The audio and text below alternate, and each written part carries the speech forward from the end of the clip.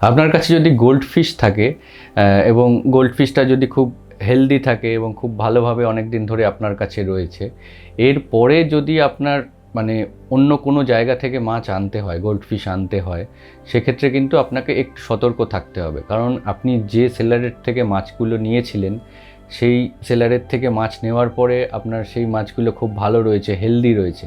কিন্তু যখনই অন্য জায়গা থেকে আপনি মাছ আনতে যাবেন, সেখানকার মাছগুলো যদি আপনার প্রপারলি কোয়ারেন্টাইন করা না থাকে, তবে কিন্তু সেই মাছ যদি কোনো প্যারাসাইট বা ইনফেকশান নিয়ে আপনার ট্যাঙ্কে আসে, তাহলে কিন্তু আপনার ট্যাঙ্কেরও যেসব হেলদি মাছগুলো রয়েছে, সুন্দর গোল্ড ফিশগুলো রয়েছে, তারা ইনফেক্টেড হবে এবং আপনি বুঝতেও পারবেন না যে কখন আপনার সমস্ত হেলদি মাছগুলো একসাথে ইনফেক্টেড হয়ে যাবে এবং তখন কিন্তু একটা ডিজাস্টার হয়ে যেতে পারে।